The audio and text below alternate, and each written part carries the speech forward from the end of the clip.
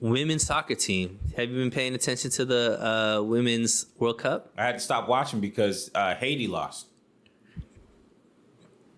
You're right. They did. to England. Yeah. And that's pretty much it. Well, there's a lot of great stories, I think, storylines in the Women's World Cup. A lot of countries that haven't been represented were represented. A lot of countries that have never won before have won, namely Jamaica, made it to the knockout stages, which I think is awesome. Great stories about, different athletes and things like that. But we know the U.S. women were back-to-back winners of the World Cup. They were about to be if they won this year, they would be the first country ever in the history of World Cup on both men's or women's to win 3 World Cups in a row. And they're very confident, right? The commercial came out, if you haven't seen it, like us versus the world type of thing, and very confident. And you could tell from some of the interviews of people in the other nations, it rubbed them the wrong way that the U.S. was very loud and vocal and seemed overconfident. Now, We do it. there's a couple of things, because obviously U.S. didn't perform well at all. That's really how we do it. Yeah, they made it to the knockout stages, but they scored very few goals. It was all draws. They lost in penalty shootout. And Megan Rapinoe, who's probably the most well-known U.S. women's athlete, not because of her play only, but also her political views and how much she's in the media with her very staunch takes on the U.S. as a country. Played terrible, bruh. She was the worst. Like, it was not good. Like, I don't think she made one positive play in the whole World Cup. And she missed her penalty shot badly. She just played terrible the whole tournament. But here's the thing. So one thing about this women's national team is they're extremely political. They've made stances about equal pay. They felt like they should be paid just the same as the U.S. men's national team. They've made Megan Rapinoe especially has talked about just the U.S. as a whole. She's in favor of trans athletes being able to perform in wherever they feel like they are. If they're a trans woman, should be able to compete against biological women. So she's very political, and this was the first team that I think, especially, it could be a product of the environment that we're in, that, politics and sports and everything is just very, what's the word? It's very tribal as it is. But the belief behind this team was very, I would say, it wasn't normal where everybody was united behind this team as in past World Cup teams. And when they lost, a lot of conservative ink used this as a way of being like, this is what happens when you hate your country and all this kind of yada, yada, yada, yada, yada, yada. So my take is, my question to you is, 1, does any of this move you? 2, how do you feel about this new partnership or the infusion of politics getting deeper and deeper in sports? I've heard the name Megan Rapinoe before, but I don't know who she is. Yeah, I don't know what she'd be saying. But I didn't know it was the World Cup. I thought it was just like a big match.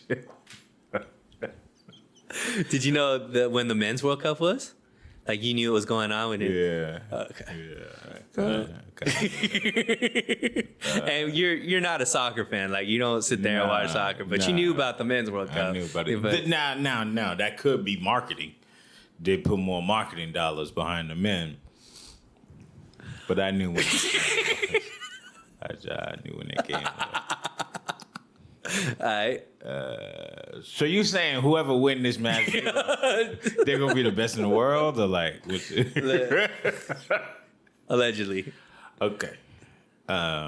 Look, you don't lose a sports game because you hate your country. Right. Now, hating your country is not good.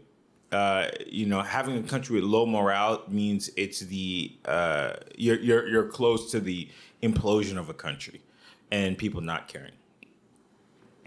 Now I get it. People have platforms nowadays because they're athletes. Right. And they want to spew out whatever they believe in, just like we're doing right now. Whatever we believe in, we want to spew it out somewhere so that people could listen and either agree with us or call us idiots and whatever. Mm-hmm. So I get it, right? I kind of get it. Like, I don't want to tell her to shut up and dribble. But also, the reason why you have a platform is because you're really good at what you do. Right. So I don't want to minimize the difficulty of playing at the world level. But if you're going to pop your stuff, you should probably make it like to, I don't know, the last round or something in fashion. You know what I mean? But again, I didn't know. Like, who else is left in this whole thing? I don't even know. Yeah, I stopped paying attention after the U.S. was out because I'm, following my country. But this is what I have to say about it. All of these conservative ink people that used the U.S. losing as a way to, like, talk about the political beliefs and how arrogant this team was and all this kind of stuff, y'all are clowns. Like, ultimately, if you believe that this team wasn't unified behind the U.S. and quote unquote hated the U.S. and all this kind of stuff, you aren't doing anything positive in, like, utilizing the lowest moment of them, like, losing as a way of jumping off and trying to use that as, like, somehow your argument is more validated now. Nah, like, shut the fuck up. Like, ultimately, if you behind US, you behind the US, and them losing sucks. Yeah. If you're pro US, like, they should win, right? You want them to win. They were about to make history if they won this World Cup, and they were the favorites going in. So it was disappointing that they lost. My belief on politics in sports is ultimately everybody has freedom of speech.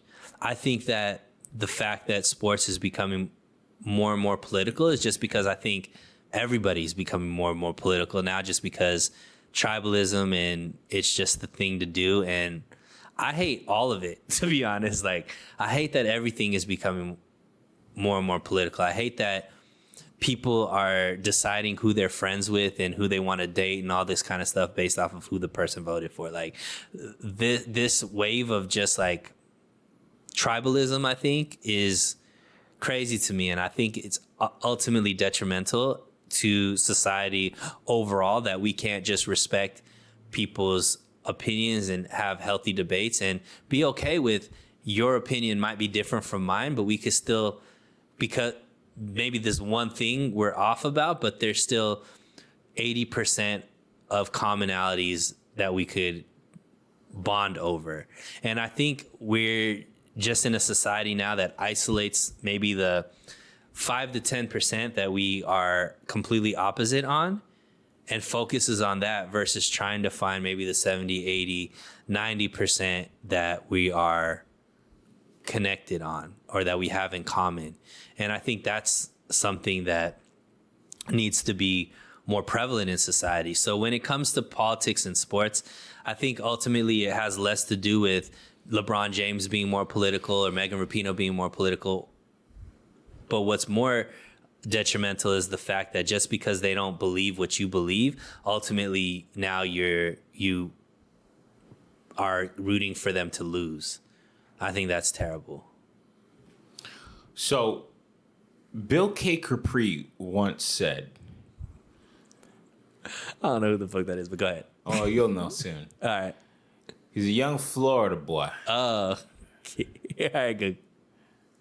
Who goes by the stage name Kodak Black.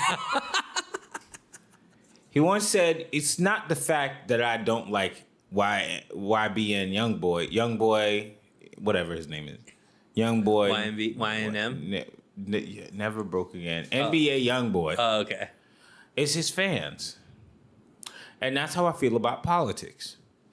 I feel, yes, we could live in a world where everybody can agree or disagree, and everything will be just fine. But people take things to such extremes because in their minds it is such an extreme thing. You know, if you believe in that, then it extremely means that we are impacted in this extreme way and everything's going to end and die. Blah. But it's the fans. It's the people who choose the sides that make it as extreme as they want it to be. Mm-hmm. And that is what makes it difficult. And the same thing applies to the commentators who are happy that they lost, which of course I get, right? Like people dislike their country, they have all this criticism, blah, blah, blah. They pop all their stuff, and then they go out and they lose in, you know, fashionable format. It makes it makes the opposition feel good, you know, because it's like you was talking all this mess, and then you couldn't back it up with your gameplay. And of course, the people who get to talk the loudest are the freaking winners.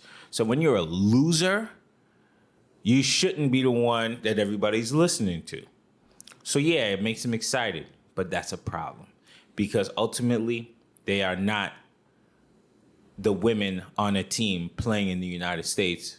They're the United States team of women or whatever it is.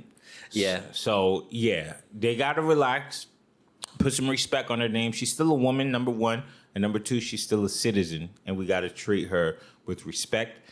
And also find out whenever the next World Cup thing is happening so that we can all watch. 4 years. Well, I might forget about it, but we'll see what happens. And by might, you mean definitely, because you didn't even know this one existed. They didn't do a good job marketing it. They did, but